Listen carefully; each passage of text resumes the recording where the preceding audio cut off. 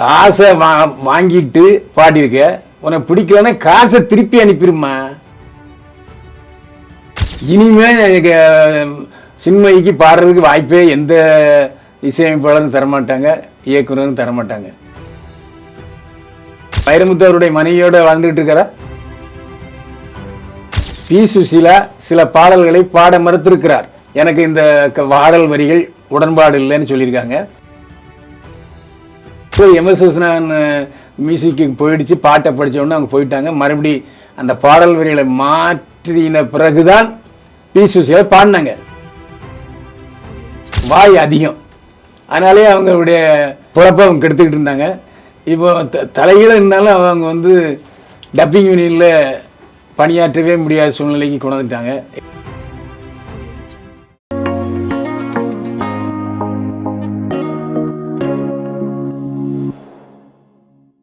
GeM TV நேயர்களுக்கு வணக்கம். நான் உங்க விஜய் அபிஷேக். இன்னைக்கு நம்ம ஜெம் செலிபிரிட்டி டாக்ஸ்ல யார் இருக்கா அப்படின்னு பார்த்தோம் அப்படின்னா, திரைப்பட விமர்சகர் மற்றும் நடிகராக இருக்கிற பைல்வான் ரங்கநாதன் சார் தான் இருக்காரு. சார் வணக்கம் சார். இப்போ வந்து திரௌபதின்ற படம் வந்து ஒரு பெரிய சர்ச்சையை கலப்புச்சு அப்படின்றது நமக்கு தெரியும். அதோட 2வது பாகம், அதாவது கிபி 16ஆம் நூற்றாண்டுல இருக்கிற ஒரு அரசரை பத்தி எடுக்க போறாங்க அப்படின்னு சொல்லியிருந்தாங்க. அந்த படத்தோட என்கோனே அப்படின்ற ஒரு பாடல் ஒன்று வெளியே வந்துருந்துச்சு. அது வந்து சின்மய் அவர்களோட வாய்ஸ்ல வந்திருந்தது.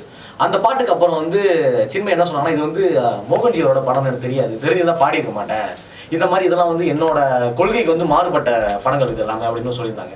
சினிமாவில் இவங்க ஜாதியை கொண்டு வராங்களா, இது தெரிஞ்சு எப்படி சார் பார்க்குறீங்க?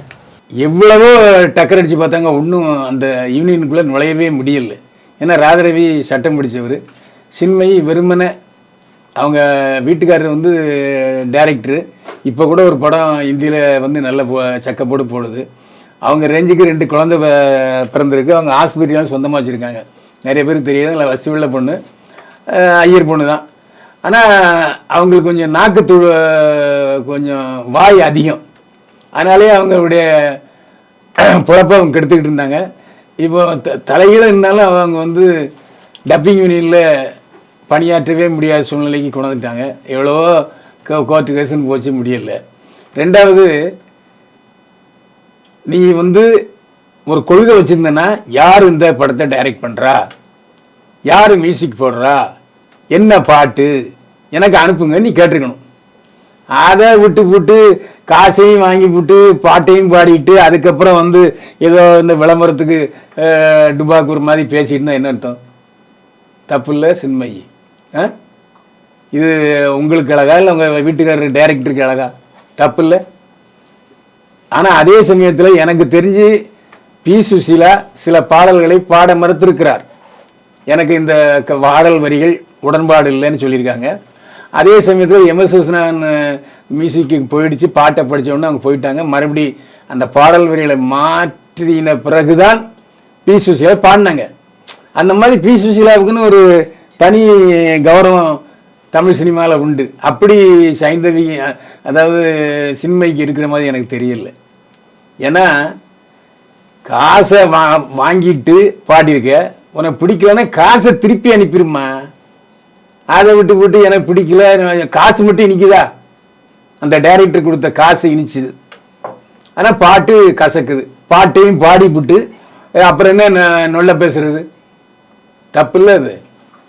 அது அவருடைய உரிமையை பாதிக்காதா? நீ முதல்ல அவ்வளோ பெரிய உஷார் பாட்டின்னு சொன்னால், யார் பாட்டு, எந்த படத்தில் இடம் வருது, என்ன பாடல் வரிகள் எனக்கு அனுப்புங்க, அதுக்கப்புறம் தான் நான் பாடுவேன் இன்னும் சொல்லிக்கணும். காசையும் வாங்கிவிட்டு சொன்ன பேச்சை கேட்டு பாடிட்டு வந்துவிட்டு இப்போ வந்து சிலாயிச்சு பேசுனா என்ன அர்த்தம்? அது மட்டும் இல்லாமல் நான் எல்லா பாட்டுமே இந்த மாதிரி கேட்காம தான் பாடுவேன், யார் டேரக்டர்லாம் எனக்கு தெரியாது, நான் கேட்காமலே தான் பாடிட்டு இருக்கேன் அப்படின்னு ட்வீட் போட்டிருக்காங்க. அப்படி இருக்கும்போது இந்த அந்த அடுத்த கட்டத்துக்கு போகிற உரிமையே கிடையாது. எதையுமே கேட்காம காசுக்காக பாடுற பணி, அவ்வளோதானே. அப்புறம் எதுக்கு மோகன்ஜியை குறை சொல்லணும், பாட்டை தப்பு சொல்லணும்? அது இன்னொருத்தருடைய கருத்துரிமைக்கு எதிரானதல்ல.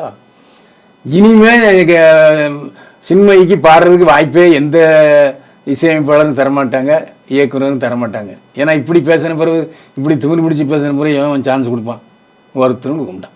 அதே மாதிரி மோகன்ஜி தான் ரிப்ளை பண்ணியிருக்காரு, உங்களுக்கு ஏதாவது தனிப்பட்ட முறையில் பிரச்சனை, ஏதாவது மோதணும் அப்படின்னா நீங்கள் யாரும் என்கிட்ட வந்து மோதுங்க, இல்லை என் படத்தை நடிக்கிற நடிகரோ நடிகையோ இல்லை ஏதாவது டெக்னீஷியன்ஸோ அவங்கள்ட்ட மோதாதீங்க, இந்த என்னோட படம் எல்லாமே என்னோட சொந்த கருத்து அப்படின்னு சொல்லி அவர் ரிப்ளை வீடியோவும் போட்டிருக்காரு சார்.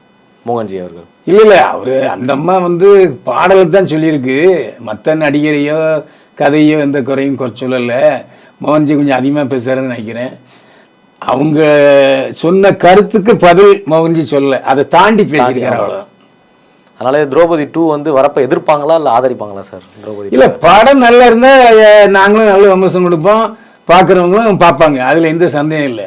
அதாவது படம் நல்லா இருக்கு இல்லையாங்கிறது டைரக்டரை பொறுத்த அல்ல.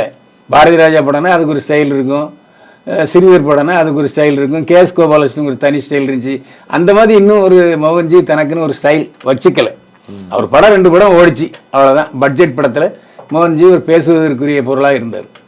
அதான் இப்போ வந்து முழுக்க தவறு வந்து சின்மை மேலே தான் இருக்கும் அப்படின்னு. ஆமாம், அதில் எந்த சந்தேகம் இல்லை. தான் பாடிய பாட்டை குறை சொல்வதுங்கிறது அது தார்மீகமான ஆதரவு கிடையாது. அது கலைக்கும் அது ஹெல்தியா இல்லை அப்படின்னு தான் நான் நினைக்கிறேன். ஆமாம், அது அதிக பிரசங்கித்தனம், அதாவது திமிர்த்தனம்னு கூட சொல்லலாம். ஓகே சார், அதனால அவங்களுக்கு மேலே வாய்ப்பு கிடைக்கிறது கஷ்டம் தான் அடுத்த படம். அதாவது இந்த மாதிரி ஓப்பனாக ஸ்டேட்மெண்ட் கொடுத்ததுக்கப்புறம் அப்புறம் யாரு பண்ணுவா சொல்லுங்க. Okay sir, super. அதாவது வைரமுத்து வீட்டுக்கு ஆசீர்வாதம் வாங்க போயிருக்கு, கல்யாணத்துக்கு வந்து ஆசீர்வாதம் கொடுத்துருக்காரு. அதுக்கப்புறம் அம்மா கூட போயிருக்குது சின்மயி. அம்மா கூட்டு போகாமல் தனியாக எதுக்கு வைரமுத்து பார்த்துச்சு அப்படிலாம் கேள்வி எழுப்பலாம்ல. அதை நான் எழுப்ப மாட்டேன், ஏன்னா ஒரு பெண்ணு, அதை நாம் அதிகமாக விமர்சிக்கக்கூடாது. ஆனால் கவிஞர் வைரமுத்து அப்படிப்பட்டவர் இல்லைன்னு நான் சொல்ல மாட்டேன். இப்படி ஒரு அடி அப்படி ஒரு அடி. ஆமாம், ஷாம்பு பாட்டில் கூட கொடுத்தாரே சார், ஷாம்பு பாட்டில் கொடுத்தாரு. ஷாம்பு பாட்டில் கொடுத்துருக்கலாம். வைரமுத்து அவருடைய மனைவியோட வாழ்ந்துட்டு இருக்காரா?